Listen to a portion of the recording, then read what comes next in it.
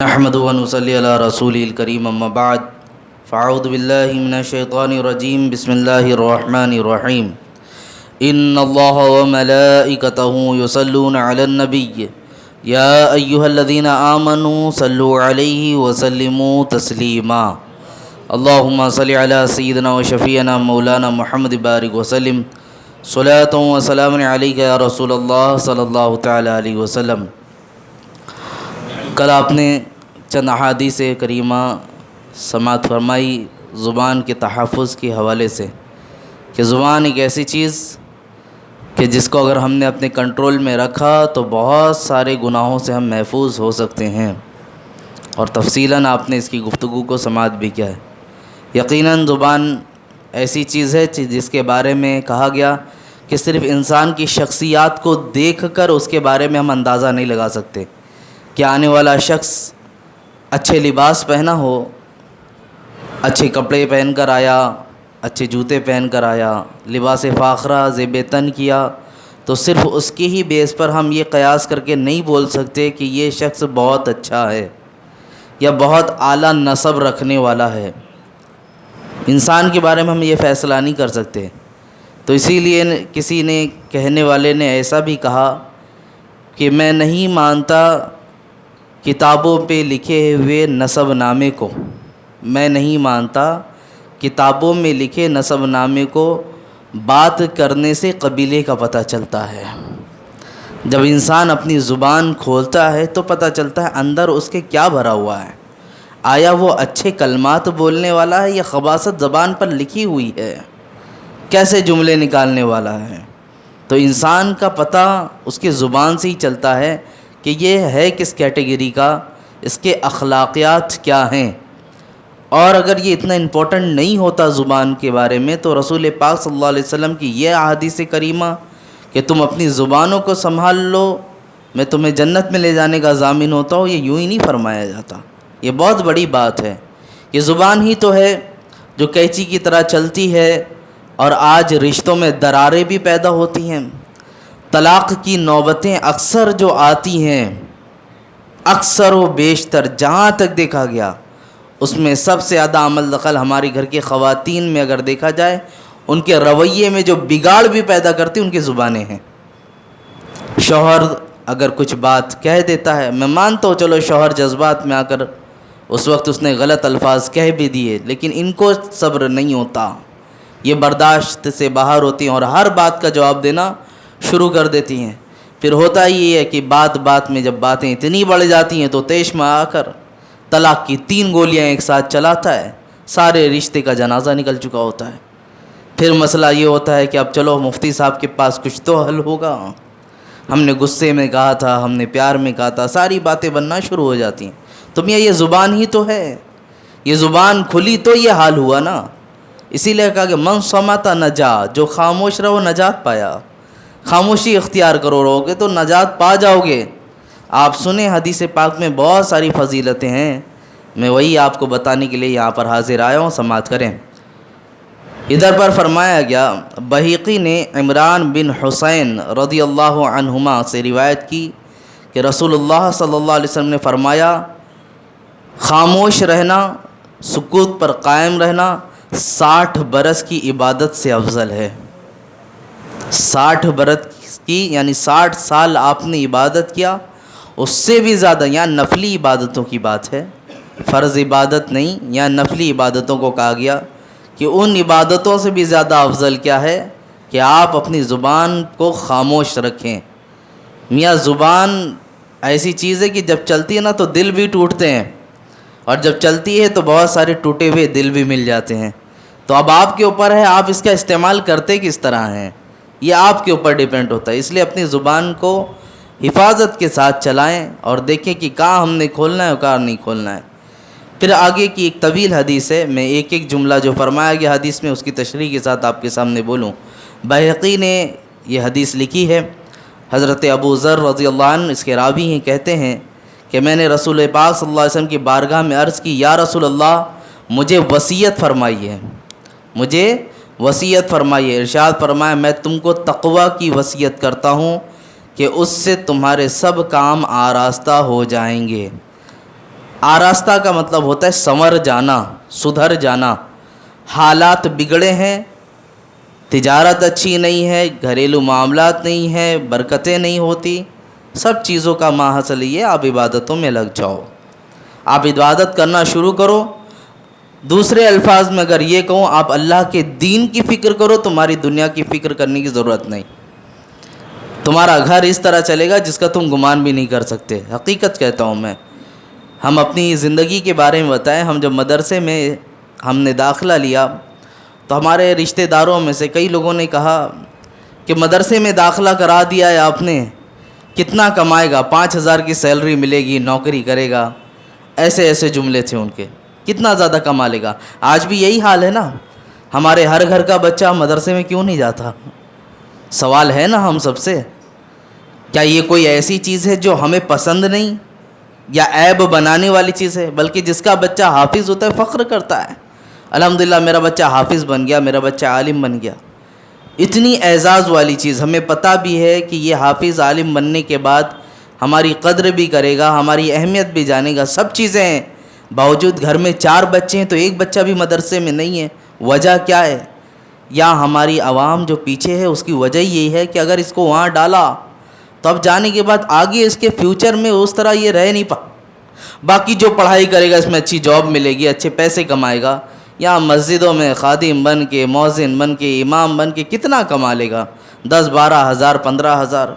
تو اس میں خامیاں ہماری بھی ہے. ہم نے اس منصب کو بہت حقیر بنا کے رکھا ہے. میں کہتا ہوں آپ اس منصب کو جب اعلیٰ درجہ دو تو ہر منصب کے لیے اس کے اعتبار سے انسان بھی وہاں پر لاؤ. جیسے کہ صحیح جگہوں پر صحیح لوگوں کا پہنچ جانا. اسی لیے ایک جملہ عربی میں بھی کہا گیا، وضع الشیء غیر محل فی ظلم، وضع الشیء فی غیر محل ظلم. کسی بھی چیز کا اس کی جگہ پہ نہ ہونا یہ اس چیز کے ساتھ ظلم ہے. کسی بھی چیز کا اس کی جگہ پر جو اس کا منصب ہے، جو اس کا وقار ہے، اس وقار کے ساتھ کوئی بھی چیز ہے دنیا کی، اگر اس کو بھائی آپ نے ڈائمنڈ کا ہار بنوا لیا، ڈائمنڈ کا ہار لیا کہ خنزیر کے گلے میں آپ پہنا دو، اچھا لگے گا؟ آپ مجھے جواب دو اس کا. موتی آپ نے بہت اچھے سے پرویا، لے جا کر کتے کے گلے میں آپ نے ڈال دیا، اچھا لگے گا؟ وہ تو انسان کے گلے میں اچھا لگنے والا ہے. خواتین پہنیں گی تو وہ زینت بخشے گا. تو یہ ظلم ہوتی ان چیزوں کے ساتھ.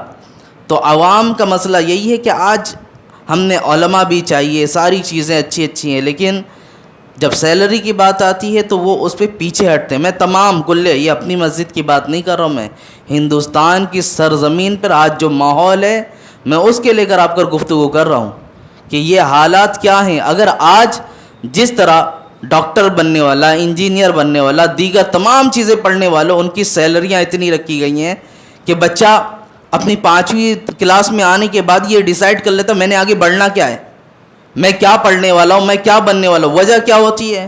گھر والے مشورہ دیتے بیٹا اچھے سے پڑھائی کرے گا تو اچھی جاب ملے گی، اچھی سیلری آئے گی. اگر اس مقام پر بھی، اس منصب پر بھی اچھی سیلریاں دینا شروع کر دیا جائے، کیا ہمارے گھر کا بچہ حافظ قرآن نہ بنے؟ کیا ہمارے گھر کا بچہ عالم دین نہ بنے گا؟ یقیناً پھر وہ بھی بنے گا کہ میں دنیا کے ساتھ دین بھی حاصل کر رہا ہوں اور میرے لیے ذریعہ نجات بن رہا ہے، مجھے اور کیا چاہیے؟ عزیزان ملت اسلامیہ، تو اس میں خامیاں ہماری بھی ہے. تو بولنا یہ چاہتا ہوں میں آپ کے سامنے کہ آج اللہ کا فضل ہے، ہم جیسے بھی ہیں اتنا یاد رکھنا کہ لوگ کہنے والے یہ کہتے رہے کہ 5,000 کمائے گا، 10,000 کمائے گا. آج ان کے ہی بچے جنہوں نے مجھے تانا مارا تھا وہ آج بغیر جاب کے، اور الحمدللہ میں عزت کی روٹی کھا رہا ہوں.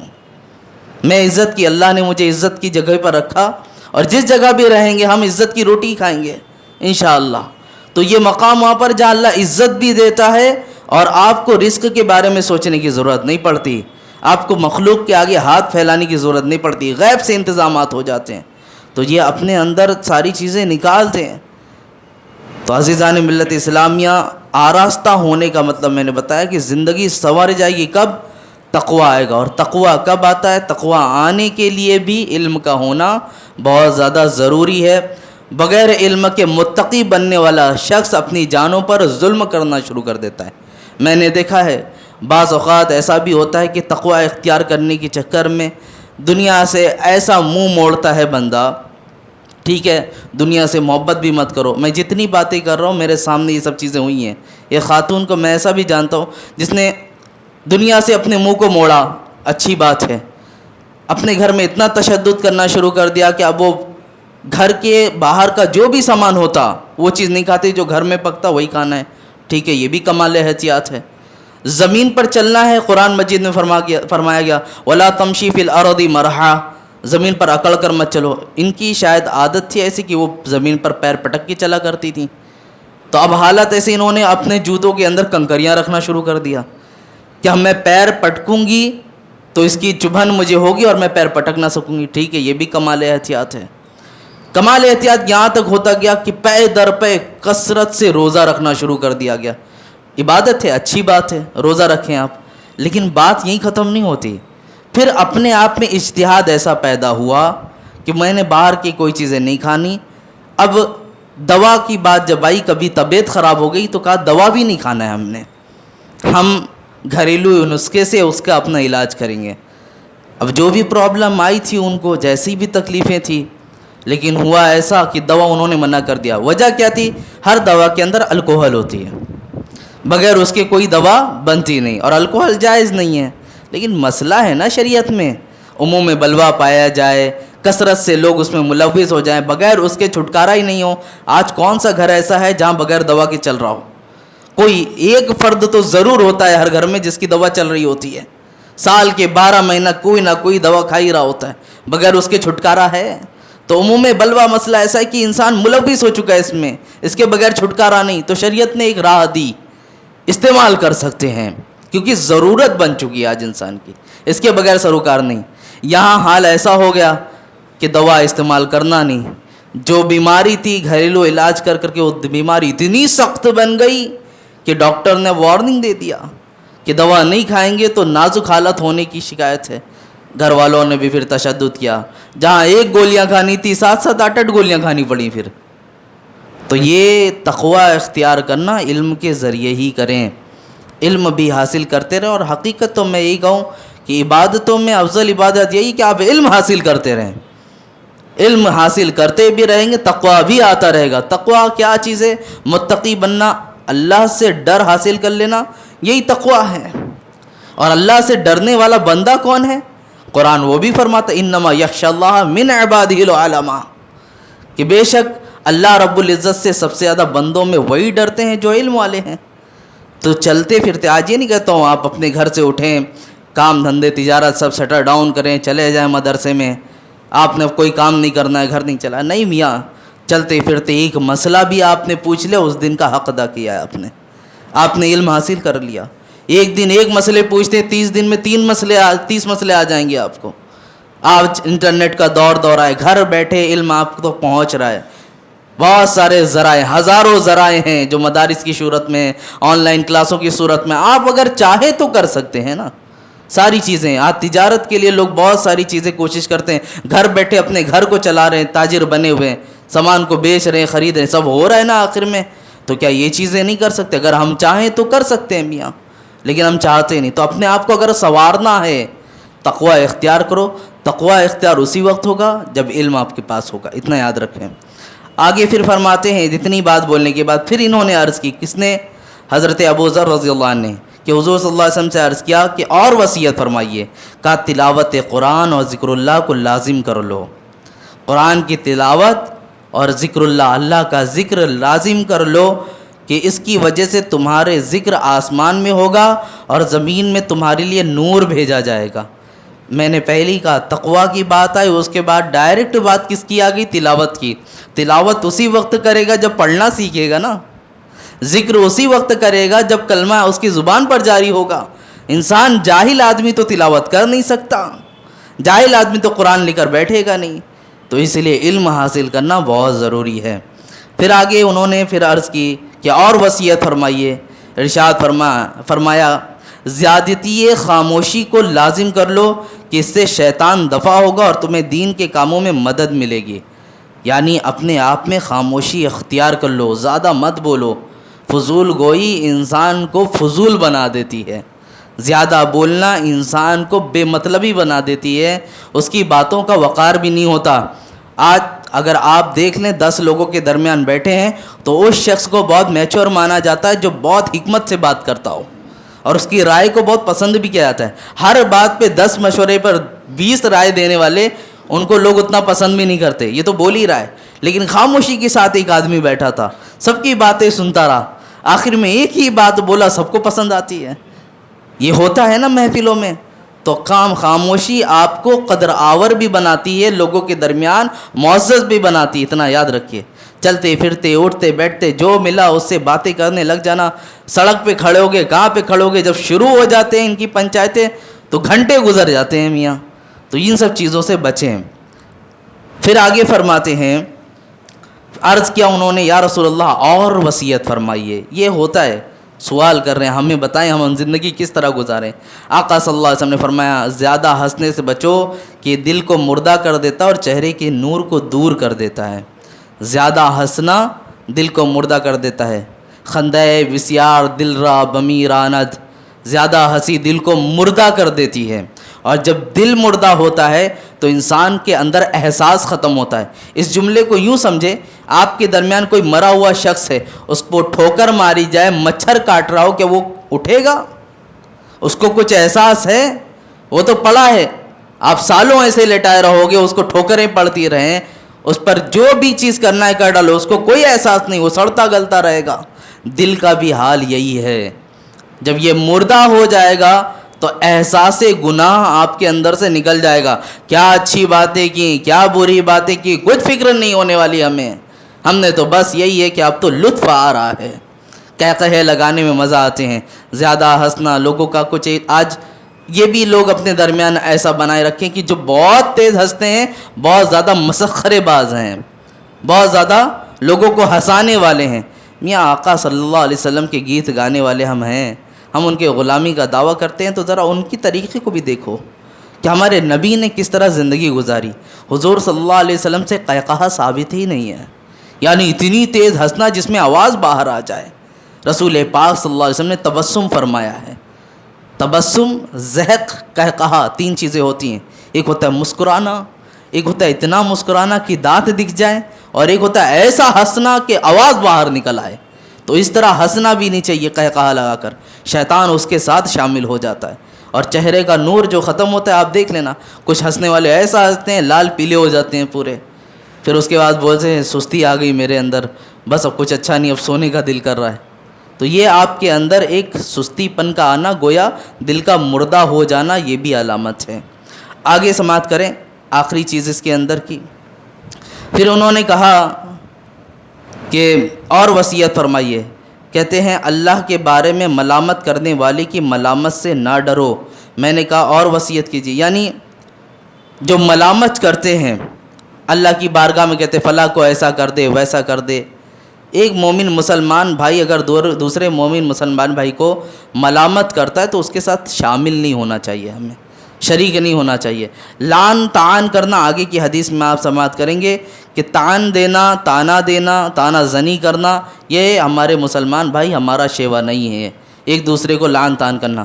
لعن طعن کا بھی تعلق کس سے؟ زبان سے ہی ہے نا، یہ ساری چیزیں زبان سے ہی تعلق رکھتی ہیں۔ اب آگے کی حدیث سماعت کریں۔ بحیقی نے حضرت انس رضی اللہ عنہ سے روایت کی، کہتے ہیں کہ رسول پاک صلی اللہ علیہ وسلم نے فرمایا، ابو ذر کیا میں تم کو ایسی 2 باتیں نہ بتا دوں جو پیٹھ پر ہلکی ہیں اور میزان میں بھاری؟ انہوں نے کہا ہاں، ارشاد فرمایا، زیادہ خاموش رہنا اور خوبی اخلاق، یعنی اپنے اخلاق کو، اپنے رویے کو لوگوں کے سامنے اچھا کر کے رکھنا۔ اس کی میں نے تشریح کی ہے کہ اخلاق کیا ہے۔ اگر آپ شروعاتی درس سے ہیں، جو لوگ تو اچھی طرح جانتے ہیں اخلاقیات کیا ہیں، تو یہاں 2 چیزیں بتائی گئی ہیں۔ خاموشی کا بھی ذکر آیا، خاموشی منبع ہے ہمارے لیے، اگر ہم اس کو اختیار کرتے ہیں تو دنیا میں بھی نجات، آخرت میں بھی نجات ہے۔ آگے کی احادیث سماعت فرما لیں۔ ترمذی نے حضرت عبداللہ بن مسعود رضی اللہ عنہ سے روایت کی کہ رسول پاک صلی اللہ علیہ وسلم نے فرمایا، مومن نہ طعنہ کرنے والا ہوتا ہے، نہ لعنت کرنے والا ہوتا ہے، نہ فحش بکنے والا بیہودہ ہوتا ہے۔ 3 چیزیں بتائی گئی ہیں، نہ طعنہ دینے والا ہے، نہ لعنت دینے۔ کچھ لوگ کام کر لیتے طعنہ دیتے نا، طعنہ زنی کرنا، تھوڑے کام پہ بہت طعنہ کرنا، 10 لوگ تھے, کچھ کام کر لیا, میں ہی ملتا ہوں کیا کرنے, میں تو اتنا کیا تو وہ تو کچھ بھی نہیں کرتا. آپ نے جو کیا آپ اپنے تک محدود رکھو, دوسروں پر کیوں جاتے ہو میاں؟ کس نے کیا کیا, کس نے نہیں کیا, کس نے کیا کیا نہیں کیا چھوڑو, اس کا اپنا معاملہ ہے. آپ نے کیا کیا یہ دیکھتے رہنا ہے ہم کیا کر رہے ہیں آ کر دنیا میں. دوسروں کے بارے میں یہ ٹوہ میں لگنا بہت بڑی برائی ہے. ایک صاحب نے بہت اچھی بات کہی, کہتے ہیں نا گریبان میں جھانکنا, تو دوسروں کے گریبان میں جھانکنے سے بہتر یہ ہوتا ہے کہ ہمارا خود کا گریبان بہت نزدیک ہوتا ہے. دوسروں کو دیکھنے میں بہت تکلیف ہوگی نا, اگر ہم ظاہری اعتبار سے بھی دیکھیں تو اپنے پنجوں کو اٹھا کر جھانکنا پڑے گا. اتنا تکلف کیوں کرتے ہو, اپنی گردنیں نیچے کر لو, اپنا گریبان سب سے نزدیک ہے. ہم یہیں پر دیکھ لیں گے, ہمارے عیب ہمیں پتہ چل جائیں گے. اور کہتے ہیں نا صاحب خانہ دانت در خانہ چیست, گھر والا جانتا ہے گھر کے اندر کیا ہے.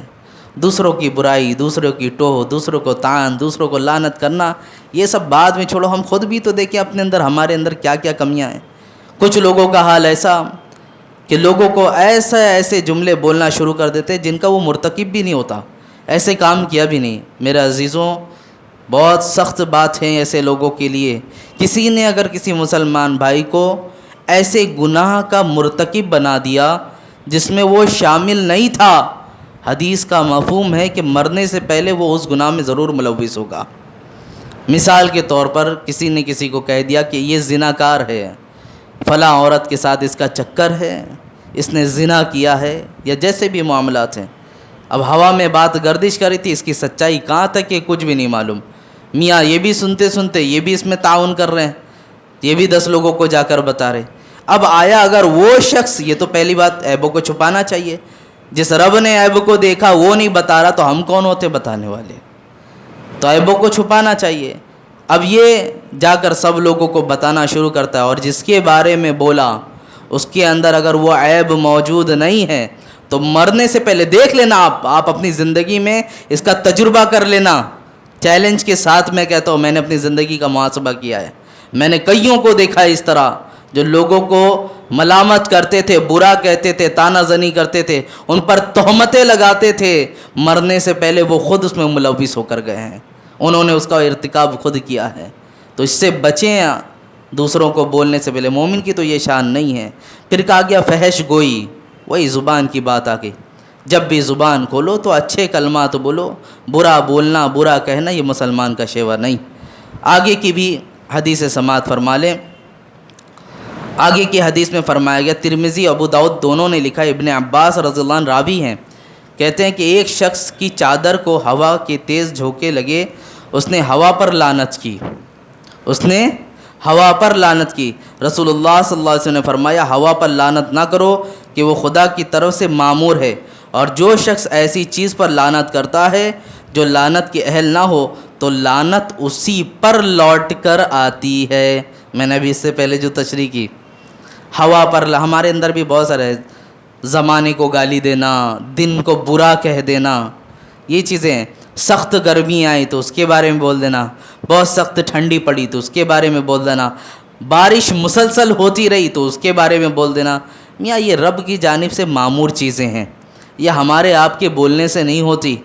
اور شکر گزار بندہ وہی ہے جو ہر چیز پہ راضی رہے نا. اللہ نے تمہیں ہمیشہ اچھی چیزیں کھلائی, کیا ہمہ وقت تم نے حمد کی؟ اللہ نے ہمیشہ ہمیں اچھے لباس پہنائے, کیا ہر وقت ہم نے اس کی حمد کی؟ ہم خود اپنا محاسبہ کریں, کیا ہم نے کیا واقعتاً ہر وقت اس کی تعریف کی کہ اللہ کا شکر ہے اچھا لقمہ کھلایا, اللہ کا شکر ہے آج ناشتہ اچھا کیا, شام کا کھانا کھایا, افطاریاں اچھی ہوئی. ہر وقت شکر بجا لائے کیا ہم؟ نہیں. جب ہر وقت شکر نہیں بجا لاتے تو کبھی اگر کوئی تکلیف آئے تو شکوہ بھی نہیں کرنا چاہیے. اس رب نے تو ہمیشہ اچھا ہی کھلایا نا. اور پھر زندگی میں کوئی بھی چیز معاملات ہو, یہ ہوا کا تیز چلنا, دھوپ کا تیز ہو جانا, سخت ٹھنڈی کا پڑنا کسی ایک انسان کے لیے نہیں ہوتا. معاشرے میں جتنے لوگ موجود ہیں سب کے لیے ہوتا ہے. اب دیکھنا یہی ہوتا نہیں کہ کون شکو کرتا ہے, کون شکوہ کرتا ہے. عزیزان ملت اسلامیہ, بات تو آپ کو بتا دوں میں شکوہ شکایت کو لے کر, کہ جب کوئی انسان مریض ہوتا ہے, سخت بیماری میں مبتلا ہو جائے, تو اللہ رب العزت اپنے فرشتوں کو بھیجتا ہے کہ جاؤ دیکھو اس کے معاملات کیا ہیں میرے بارے میں. بندہ اب اگر ایسی حالت میں کہ ہر آنے والا شخص اسے پوچھتا ہے کیا حال ہے, وہ کہتا ہے الحمدللہ، اللہ جس حال میں رکھا اس کا شکر ہے، الحمدللہ۔ تو ایک یہ کلمات ہو گئے، اور ایک یہ ہو گیا کیا بتاؤں بہت تکلیف میں ہوں، اٹھنے بھی نہیں ہوتا، بیٹھنے بھی نہیں ہوتا، اتنا درد ہے اتنا درد ہے، پریشان ہو گیا ہوں، عاجز آ گیا ہوں، دوا کرا کرا کے تھک گیا ہوں۔ سارے کلمات ہوتے نا ایسے، تو ایک کلمات یہ ہو گئے، اور ایک یہ ہے کہ الحمدللہ، اللہ جس حال میں رکھا اس کا شکر ہے۔ دونوں مریض ایک ہی ہے، کلمات الگ الگ ہوئے، زبان سے نکلے، اب دونوں کے احکام کیا ہے؟ فرمایا جاتا ہے حدیث پاک میں، اللہ رب العزت کی بارگاہ میں فرشتے واپس جاتے ہیں، جانے کے بعد کہتے ہیں مولا ہم تیرے بندے کے پاس گئے تھے، اس نے تو ایسی حالت میں بھی تیری تعریف کی، اس نے تیرا شکر بجا لایا۔ مولا فرمائے گا جاؤ اس سے اب اس سے بھی اچھی صحت عطا کرو، اس کے اندر اس سے بھی اچھا خون اسے دے کراؤ۔ یہ ساری چیزیں رب کی بارگاہ سے پھر حکم ملتا ہے، اور وہی بندہ جو ناشکری کرتا ہے تو وہ ناشکری کرنے کی بنا پر اپنے مرض میں اور اضافہ کرتا ہے۔ کیونکہ سب سے بڑی چیز آپ اگر دنیاوی اعتبار سے بھی دیکھ لیں، کوئی مریض ہے اس کے مرض کو آپ شدید بنا دو وہ اور سخت مریض بن جاتا ہے۔ کوئی بیڈ پر لیٹا ہوا ہے اور ڈاکٹر نے آ کر کہہ دیا اس کے بچے کے چانس سب کم ہیں، 4 دن جینے والا تھا 2 دن میں مرے گا، کیونکہ ڈاکٹر نے بتا دیا نا اس کے سامنے۔ تو لوگوں کا حال یہ رہنا چاہیے اپنے آدھ میں مضبوطی بھی پیدا کرو، جتنی مضبوطی پیدا کرو گے اتنا اچھا رہو گے، اور جتنا زیادہ کمزور بنتے چلے جاؤ گے پھر حالت اتنی نازک ہوتی چلی جائے گی، اتنا یاد رکھیے گا۔ پھر آگے کی چند باتیں سماعت کر لیں۔ صحیح بخاری کی حدیث ہے، فرماتے ہیں، مسلم میں بھی اس کو روایت کی کہ ابن عمر رضی اللہ عنہما سے راوی ہے، یہ کہتے ہیں کہ رسول پاک صلی اللہ علیہ وسلم نے فرمایا جو شخص اپنے بھائی کو کافر کہے تو اس کلمے کے ساتھ دونوں میں سے ایک لوٹے گا، یعنی یہ کلمہ دونوں میں سے ایک پر پڑے گا۔ اب اس حدیث کی تھوڑی تشریح آپ سمجھ لیں، زمانے میں بھی بہت سارے لوگ کہتے ہیں کافر کو کافر مت کہو، اس کو لے کر کافر کو کافر مت کہو۔ یہاں جو بات کہی ہے وہ مومن مسلمان بھائی کے لیے، کیا آپ نے ان کے بارے میں کچھ جانا نہیں، نہ ہی اس نے ایسا کوئی عمل کیا فعل کیا جس کی وجہ سے اس پر کفر کے فتوے لگے، کوئی ایسا کام اس نے نہیں کیا تھا جس سے بنا پر یہ کہا جا سکے یہ کافر ہو گیا، لیکن اب اس کو ارے وہ تو کافر ہے یار اس کی بات کیا کرتے ہو، ہوتے ہیں نا، خالی اس کی اگر بدتمیزیاں بہت زیادہ عبور آ گئی، لوگوں کے سامنے نماز ہی نہیں پڑھتا تو اس کے ارے وہ کافر ہے مسجد میں دکھتا تک نہیں، ایسے ہمارے جملے نکل جاتے ہیں۔ وہ مومن مسلمان بھائی ہے، اگر کسی ایسے کو کافر کہا تو کفر لوٹ کر اس کی طرف آئے گا، یعنی اس نے خود کفر کر لیا، یہ مسئلہ ہے۔ اب جو لوگ یہ کہتے ہیں کہ کافر کو کافر مت کہو، ان کی دلیلیں یہ کہ دیکھو حدیث میں کہا گیا ہے کہ کافر کو کافر مت کہو، اور پھر وہ یہ بھی کہتے ہیں ہو سکتا ہے آگے چل کے وہ مسلمان بن جائے، تو ایسا نہیں ہے میاں، قرآن تو ہمیں سکھاتا نا قل یا ایھا الکافرون، قرآن نے کیا کہا، اے محبوب آپ فرما دیں اے کافروں، اللہ حضور سے کہہ رہا ہے کہ آپ فرمائیے اے کافروں۔ اگر مسئلہ ایسا ہی ہوتا کافر کو کافر مت کہو تو قرآن کیوں سکھاتا؟ تو جن کا کفر صراحت کے ساتھ موجود ہے ان کو کافر کرنے میں کوئی حرج نہیں، ان کو کافر بول سکتے ہیں۔ اور کافر کا مطلب آج بہت سارے لوگ پروپیگنڈا اس پہ انٹرنیٹ پہ بہت زیادہ کر رہے ہیں کہ مسلمانوں کو یہ حق کس نے دیا کہ ہم کو کافر کہیں۔ کچھ ہیں مکتب فکر کے لوگ، جب مائک آتا ہے اور سماچار والوں کے سامنے آتے ہیں، میڈیا کے سامنے آتے ہیں تو چلا چلا کے نعرے لگاتے ہیں تم کو کس نے یہ اتھارٹی دی کہ ہم کو تم کافر کہو۔ میاں کس نے نہیں دی، ذرا علم حاصل کر لیتے پتہ چل جاتا کافر کہتے کسے ہیں۔ کافر کا لفظ کی معنی کیا ہے؟ کفر کہتے ہیں نہ ماننا، کافر کہتے ہیں نہ ماننے والا۔ کافر کس کو کہتے ہیں؟ نہ ماننے والا۔ کیا نہ ماننے والا؟ پڑھو کلمہ تم بھی ہمارے خدا کو، تم بھی مسلمان بن جاؤ، کیوں کافر کہلائے جاؤ گے؟ تو کلمہ تو تم پڑھتے نہیں، سجدے غیروں کے کرنے ہیں، عبادت غیروں کی کرنی ہے، اور کافر بھی نہیں کہلوانا ہے۔ تو ایسا نہیں ہے میاں، کافر کا مطلب ہے نہ ماننے والا، یہ کوئی ایسی گالی وغیرہ نہیں ہے جو کہ بولا جاتا ہے غیروں کو کافر کافر، عربی لفظ ہے، اسی کو آ کر مسلمان کو مسلمان کیوں کہتے ہیں؟ المسلموں کس سے ہے؟ اسلام، مسلمان اسی اسلام کو ایکسیپٹ کرنے والا، تسلیم کرنے والا، تسلیم آتا نا، یہ سب اسی سے ریلیٹڈ ہوتا ہے۔ اسلام کو ایکسیپٹ کر دیا اس لیے مسلمان ہو گیا، کفر کو جو ایکسیپٹ کرے گا، نہ ماننے کو جو ایکسیپٹ کرے گا وہ کافر بن جائے گا، سیدھا سیدھا اصول ہے۔ لیکن لوگوں کے اندر بہت خلش رہتی ہے ایسی، خیر ان کو تو اپنی دکانیں چلانی ہیں، آپ ان سب چیزوں میں نہ الجھیں۔ آگے کی حدیثیں سماعت کر لیں۔ صحیح بخاری میں حضرت ابو ذر رضی اللہ عنہ سے روایت ہے کہ رسول پاک صلی اللہ علیہ وسلم نے فرمایا جو شخص دوسرے کے فسق اور کفر کی تہمت لگائے وہ ایسا نہ ہو تو اس کے کہنے والے پر لوٹتا ہے۔ فسق کی بھی یعنی وہ فسق فاجر ہے، فضول گوئی کرتا ہے، گالیاں بہت بکتا ہے، ایسا ویسا کر کے۔ فسق فاسق کہتے ہیں کھلے عام گناہ کرنے والے کو، فسق گناہ اس طرح لے لیں مراد، ٹھیک ہے۔ فاسق معلن اسی کہا گیا جو اعلانیہ طور پر گناہ کرتا ہو۔ تو کسی کا مسئلہ ایسا تھا اس کا فسق فجور ثابت نہیں، لیکن پھر بھی اس کے بارے میں بول دیا گیا۔ مجھے بات آتی ہے حضرت امام غالباً شافعی کے یا حضرت امام حنبل کی، یا چاروں امام میں سے، حضرت امام اعظم تو نہیں ہے، حضرت امام شافعی حضرت امام حنبل دو میں سے ایک ہیں، یا غالباً حضرت امام مالک رضی اللہ عنہ کی۔ ان کے بارے میں تھا، ایک خاتون تھی، میں آخری بات آپ کے سامنے عرض کرتا ہوں، گفتگو کو سمیٹ رہا ہوں۔ وہ خاتون کا انتقال ہوا، اب عورت کو نہلانے کے لیے عورت ہی مامور ہوتی ہیں، ان کو ہی کہا جاتا ہے کہ آپ ان کو نہلائے دھلائیں۔ ایک خاتون آئی جو غسالہ تھی، غسل دیا کرتی تھی، آئی اور وہ نہلا رہی تھی، چند لوگ اور خاتون وہاں پہ کھڑی تھی جو ہیلپ کرتے رہتی، پانی دینا، دیگر چیزیں دینا، تو وہ ساری چیزیں کر رہی تھی۔ یہ خاتون پانی ڈالتے ڈالتے اس کا ہاتھ اس کے ران پر آیا، مانڈی جسے ہم کہتے ہیں، وہاں پر ہاتھ پہنچا اور دھلتے دھلتے کہ معلوم ہے یہ جو مری ہے کون ہے؟ اس کا فلاں فلاں کے ساتھ ایسا ایسا مسئلہ تھا، اس کا فلاں کے ساتھ ایسا ایسا مسئلہ تھا۔ اتنا بولنا تھا، ہاتھ وہیں رک گیا، اس کے ران پر ہی ہاتھ چپک گیا۔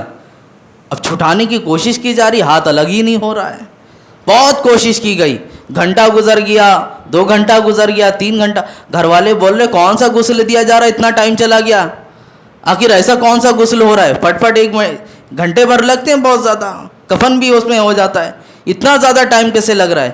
تو جب گھر کی خواتین اندر آئیں تو دیکھا، تو جا کر باہر مردوں کو بتایا ایسا ایسا معاملہ ہے، ان کا ہاتھ چپک چکا ہے اور نکل ہی نہیں رہا ہے۔ اللہ اکبر۔ جب یہ معاملہ دیکھا گیا تو مفتیان کرام کے پاس مسئلہ آیا کہ باڈی بھی بہت دیر سے پڑی ہوئی ہے، تدفین بھی کرنی ہے اور معاملہ ایسا ہے۔ تو کچھ لوگوں نے یہ کہا، جو میت کے گھر والے تھے، ایک کام کرتے خاتون کا ہاتھ کاٹ دیتے ہیں اور میت کو پھر دفنا دیں گے، یہ زندہ ہو کر مردے کے لیے اپنے ہاتھ کٹوائے گی۔ کہا ہرگز نہیں، میں نے تو اپنی زندگی بھی اور گزارنی ہے، ہاتھ کب کٹواؤں گی میں، ہرگز نہیں ہو سکتا۔ دوسرے لوگوں نے یہ مشورہ دیا، ایک کام کریں، جو مردہ ہے اس کی اتنی چمڑی کاٹ دیں، تو گھر والے کب راضی ہوں گے ہمارے مردے کو ایسی تکلیف ہو۔ بات بہت بڑھ گئی، ہوتے ہوتے حضرت امام مالک رضی اللہ عنہ کی بارگاہ میں مسئلہ آیا۔ آپ نے کہا میں مسئلے کا جائزہ وہاں جا کر لوں گا۔ آپ وہاں پہنچے، پردے کے آڑ پہ کھڑے ہوئے اور کہا آپ نے کیا معاملہ ہوا تھا، سچ سچ بتائیں۔ اس خاتون نے کہا ہم تھے ایسے اور ہمارے درمیان باتیں چلنے لگیں، جب باتیں ہوئی تو اس خاتون کے منہ سے ایسے جملے نکلے، اس نے اپنی زبان کو دراز کیا اور کہا کہ یہ جو سامنے عورت لیٹی ہوئی ہے اس کا فلاں فلاں کے ساتھ ایسے مسئلے تھے، یعنی اس نے اس پر تہمت لگا دی۔ اب حضرت امام مالک رضی اللہ نے سنا تو کہا، قرآن مجید کی ایک آیت یاد دلائی کہ وہ لوگ، قرآن میں صریح آیت ہے، میں اس کا ترجمہ آپ کو بتا رہا ہوں، کہ فرمایا گیا وہ لوگ کہ جس پر کوئی تہمت لگاتے ہیں، اللہ رب العزت فرماتا ہے کہ ایسے لوگوں کو 80 کوڑے لگائے جائیں، اور 80 کوڑے لگانے کے بعد نہ ان کی گواہی قبول ہوگی، نہ ان کا کہیں گواہ بننا قبول ہوگا۔ یہ قرآن میں فرمایا گیا ہے۔ عزیزان ملت اسلامیہ، جب 80 کوڑے کی بات قرآن میں آئی، حضرت امام مالک نے کہا کوڑا لے کر آؤ۔ وہ کوڑے لائے گئے اور کہا اس کو لگانا شروع کرو۔ کوڑے لگانا شروع کیا، کاؤنٹ ہو رہا ہے 1 2 3 کر کے 79 تک اس کے ہاتھ ایسے ہی چپکے ہوئے تھے۔ جیسے ہی 80 ہوا، 80واں کوڑا جیسے ہی اس کے بدن میں پڑا، ہاتھ خود بخود الگ ہو گیا، ہاتھ الگ ہو گیا۔ تو لوگوں نے کہا حضور یہ آپ نے کیسے کہا، یہ کیسے ہو سکا، ہم تو کھینچ کھینچ کر تھک گئے تھے، ہاتھ الگ نہیں ہو رہا تھا۔ کہا جو سامنے خاتون تھی یہ ایسی نہیں کہ جس کے اوپر تہمت لگائی جاتی، یہ اس کا ارتکاب نہیں کی تھی، اس خاتون نے اپنی جانب سے گڑھ کر اس پر تہمت لگائی، تو قرآن کی جو سزا ہے وہ سزا میں نے اسے دی، تو اس کے بعد یہ پاک ہو گئی اور اس کا ہاتھ الگ ہو گیا۔ عزیزان ملت اسلامیہ، ہم بھی تو بہت سارے کو بولتے ہیں، کبھی ایسا نہ ہو کہ ہماری منہ ہی بند ہو جائیں، تو یہاں پر کون سے کوڑے لگنے والے ہیں، یہاں تو زبان سے بولنا بھی بھاری ہے، کبھی ایسا نہ ہو کہ ہمارے ساتھ ایسے معاملات ہو جائے۔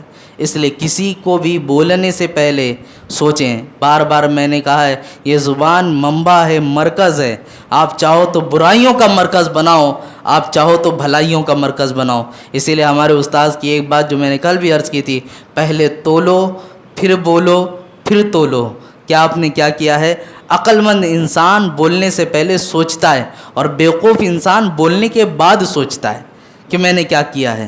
اس لیے اپنی زبان پر کنٹرول رکھیں. وقت ہو رہا ہے. اللہ تعالی ہم سب کو کہنے سننے سے زیادہ عمل کی توفیق عطا فرمائے. چند حدیث اور ہیں انشاءاللہ کل موقع ملا تو اسے بتاؤں گا، اور ان احادیث کی روشنی میں کتنی اور مسائل نکلتے ہیں وہ بھی آپ کے سامنے پیش کریں گے. اللہ تعالیٰ کہنے سننے سے زیادہ عمل کی توفیق عطا فرمائے. اے پاک پروردگار عالم ہم سب کو اپنی زبانوں کی حفاظت کی توفیق عطا فرما. لا یعنی باتوں سے ہماری حفاظت فرما. مولا تعالیٰ دوسروں پر تہمت لگانا، غیبت کرنا، چغلی کرنا، ان تمام چیزوں سے ہم سب کو درگزر فرما. اے اللہ ہمیں اپنی زبانوں پر کنٹرول رکھنے کی توفیق عطا فرما. مولا تعالیٰ جانے انجانے میں اگر کسی کی دل شکنی ہوئی تو اس کے دلوں میں ہمارے لیے محبت عطا فرما. اس کی زبان سے ہمیں معافی کا پروانہ عطا فرما، اور اس نے معاف کر دیا ہو تو مولا اب اپنی بارگاہ سے بھی ہمیں بخشو میں شمار عطا فرما. یہاں جتنے لوگ بیٹھے ہیں مولا اس ماہ سیام کے صدقے طفیل ہم سب کو بخشو میں شمار عطا فرما.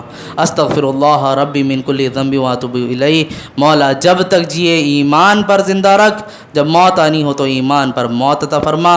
وصلی اللہ تعالی علی خیر خلقہ محمد و آلہ و اصحابہ اجمعین برحمتک یا ارحم الراحمین. السلام علیکم ورحمۃ اللہ وبرکاتہ.